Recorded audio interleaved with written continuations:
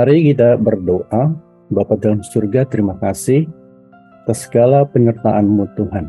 Kami percaya Tuhan, segala sesuatu yang kami lakukan Tuhan Yesus ada maksud daripada Engkau dan terjadi pada hidup kami Tuhan Yesus. Kami selalu memuliakan nama-Mu Bapa. Terima kasih. Di dalam nama Tuhan Yesus Kristus. Haleluya. Amin. Puji Tuhan. Kali ini akan saya bawakan mengenai tentang kasih, yaitu temanya menikmati kasih Kristus. Kalau kita bilang menikmati itu sesuatu yang enak, bukan saudara? Kita menikmati. Tapi belum tentu semua orang bisa menikmati kasih Kristus. Karena dengan menikmati kasih Kristus itu ada bagian-bagian yang perlu kita lakukan.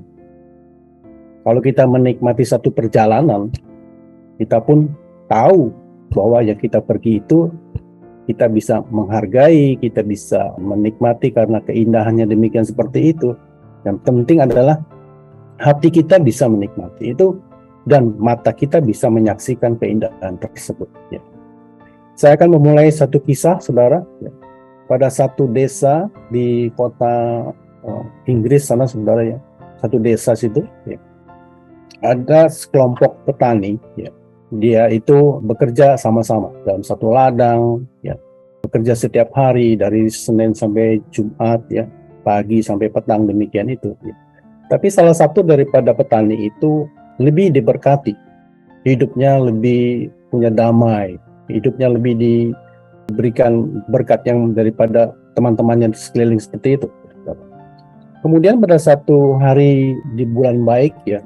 Teman-teman di sana memperingati hari-hari tertentu ya. Boleh dibilang mungkin salah satunya Thanksgiving Day. Mereka berkumpul dalam satu balai pertemuan demikian itu. Biasa mereka makan-makan, barbecue, semuanya itu. Dan para petani lain bertanya kepada salah satu petani ini. Katakan, Pak, kenapa ya Bapak hidupnya rasanya lebih bahagia daripada kami semuanya itu? Lebih diberkati Tuhan semua seperti itu. Pak tua ini hanya menjawab seperti ini, saudara. Sangat singkat, sangat simpel. Saya menikmati apa yang saya lakukan. Setiap hari saya memberikan ke kantongnya Tuhan, karungnya Tuhan itu saya menskop semua berkat saya kepada situ. Tapi herannya bahwa saya tidak kekurangan. Malah Tuhan memberikan skopnya itu kepada saya, mengisi kantong-kantong saya yang saya perlukan. Lebih banyak. Berarti saya tahu bahwa skop yang Tuhan punya itu lebih besar daripada skopnya saya seperti itu. Skop saudara saya tahu seperti apa itu ya. Nah ini membuktikan bahwa apa yang kita berikan, menikmati. Dikatakan petani itu, saya menikmati sepanjang hidup saya. Makanya saya tidak akan berhenti melakukan demikian itu. Ini adalah satu rahasia saya berikan kepada kita semua. Saudara bisa melakukan semuanya itu, bisa menikmati hal demikian itu, satu rahasia yang sangat-sangat mudah kita lakukan, tergantung daripada hati kita, demikian seperti itu.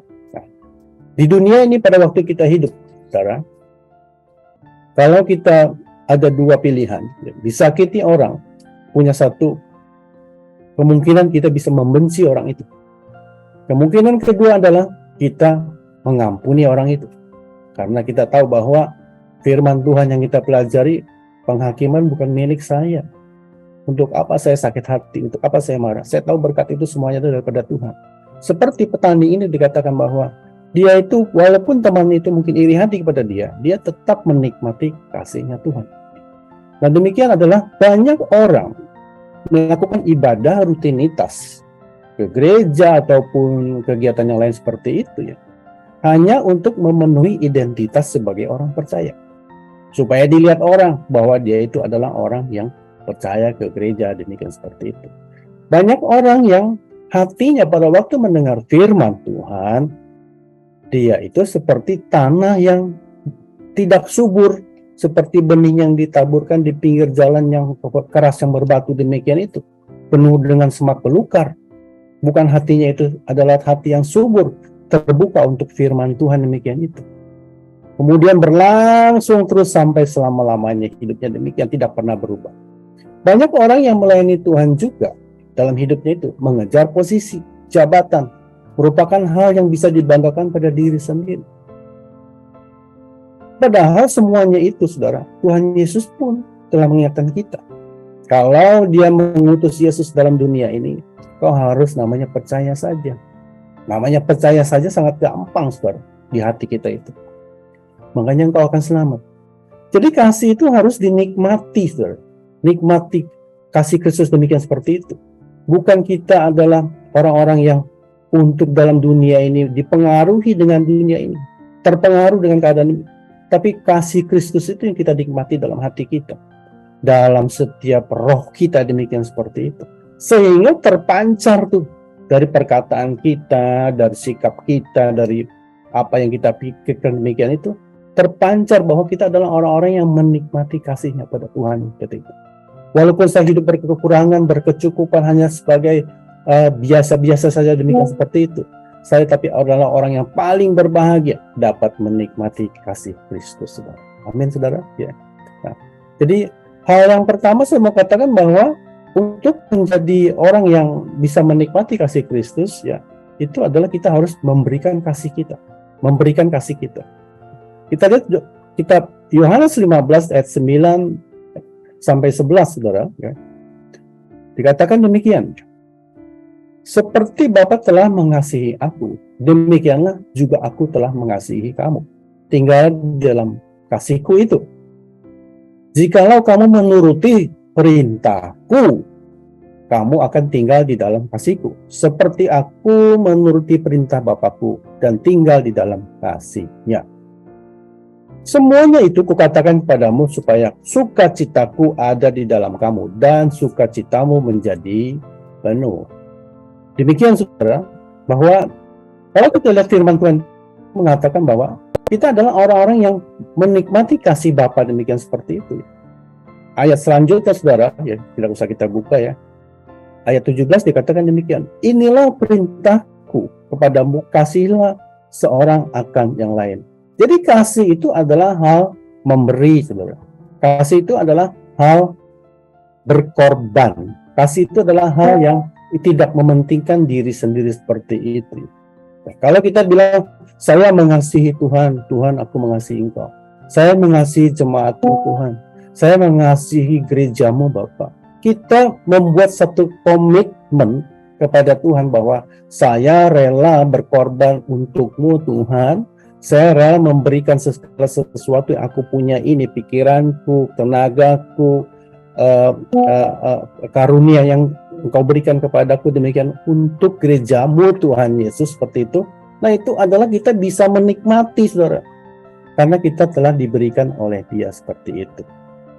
Kasih itu adalah satu yang hal, ya. Dikatakan di dalam 1 Petrus 4 ayat 8, tetapi yang terutama kasihilah sungguh-sungguh seorang akan yang lain, sebab kasih menutupi banyak sekali dosa. Kalau kita tadi umpamanya kita disakiti orang lain, kita tidak perlu marah, kita tidak perlu membalas seperti itu, menutupi sendiri ini dosa kita, saudara. Kalau kita istilahnya membalas dia, apalagi kita umpamanya disakiti orang, ada orang dunia kata gini, kalau kamu mengasihi aku mengasihi engkau. Kalau engkau menyakiti aku akan menyakiti engkau lebih lagi, seperti itu. Waduh, saudara, seperti itu. Tapi dikatakan demikian ini, kasih itu menutupi banyak sekali dosa. Jangan kita lakukan, kita membalas dia seperti itu, membalas lebih kejam, membalas lebih hebat lagi, sehingga bahwa kita adalah orang-orang yang masuk di dalam dosa, seperti itu. Masuk dalam hidup kita itu, dalam perangkap si iblis itu, supaya kita menjadi orang yang melakukan dosa demikian seperti itu, saudara. Hal yang kedua, saudara, dikatakan bahwa di dalam ayat 14 dan 15, saudara, dikatakan Yohanes 15 itu, kamu adalah sahabatku jikalau kamu berbuat apa yang kuperintahkan kepadamu. Aku tidak menyebut kamu lagi hamba, sebab hamba tidak tahu apa yang diperbuat tuannya. Tetapi aku menyebut kamu sahabat, karena aku telah memberitahukan kepada kamu segala sesuatu yang telah aku dengar daripada Bapakku. Hal kedua adalah, kalau kita bisa menikmati atau menikmati kasih Kristus, kita harus menjadi sahabat Kristus, saudara. Menjadi sahabat itu adalah namanya komunikasi. Nggak mungkin kan, saudara, menjadi sahabat seseorang itu tidak pernah komunikasi, tidak pernah bercerita, tidak pernah berbagi, saudara.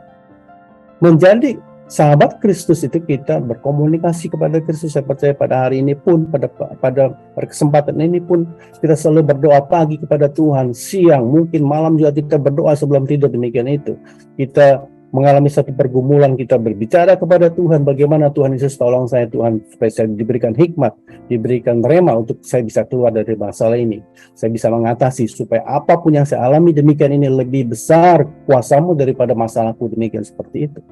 Untuk menjadi sahabat Kristus adalah kita menikmati. Setelah kita mengatasi masalah yang kita alami demikian itu, kita bisa bersyukur, Tuhan, luar biasa Tuhan Yesus, terima kasih Bapa.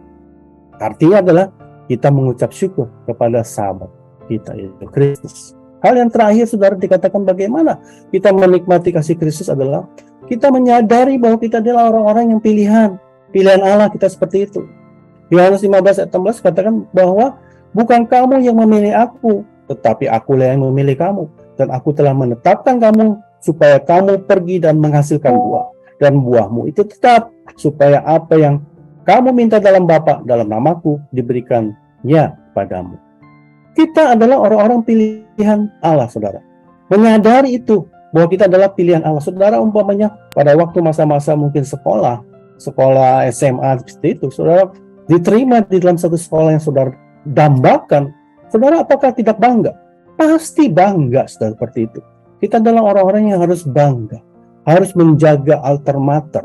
Kita harus menjaga bahwa saya ini adalah orang pilihan Tuhan yang dipilih Allah, demikian itu. Dan bagaimana kita bangga demikian seperti itu? Ya, bersaksi tentang Kristus, bersaksi tentang kebaikannya, bersaksi tentang pengajarannya, bersaksi tentang semua apa yang dia katakan itu tidak boleh kita lakukan. Kita menyaksikan kepada orang banyak, demikian seperti itu. Nah, itu 3 hal, saudara, bisa menikmati kasih Kristus itu: menjadi pemberi kasih, menjadi sahabat Kristus, menyadari bahwa kita adalah orang pilihan Allah. Amin. Mari kita tundukkan kepala. Bapa, terima kasih Tuhan Yesus. Kami tahu Tuhan Yesus, pada waktu kami terkadang membaca firman-Mu, mendengar firman-Mu, kami tidak mengerti Tuhan. Kami berdoa Tuhan Yesus, supaya kami mempunyai hati tetap setia kepada Engkau, melekat pada firman-Mu Tuhan Yesus. Kami percaya Tuhan Yesus, karena firman-Mu tersebut banyak mengandung janji-janji yang luar biasa Tuhan Yesus. Walaupun kami tidak mengerti Tuhan Yesus terkadang, tapi kami percaya Tuhan, Roh-Mu yang kudus yang akan memampukan kami. Terima kasih Tuhan Yesus. Mari kita dekapkan kedua tangan kita. Jika kita semua atau saudara mempunyai pergumulan, persoalan dalam hidup ini, mengenai studi, keuangan, masalah keluarga, kesehatan, apapun juga yang terjadi, mintalah kepada Tuhan. Biarlah berkat Tuhan itu turun kepada kita semua, pada engkau semuanya seperti itu. Kiranya kasih Tuhan itu turun, dan percayalah Tuhan akan membukakan pintu-pintu berkat serta damai sejahtera Allah menaungi kita semuanya. Saudara yang terkasih, jika ada yang sakit, tumpangkan tangan di bagian yang sakit. Biarlah kuasa darah Kristus dapat menyembuhkannya, memberikan kesehatan, memberikan semua kembali kepada seperti semula. Terima kasih. Amin. Jika saudara masih membutuhkan pelayanan doa dan konseling, silakan menghubungi nomor di bawah ini. Tuhan Yesus memberkati.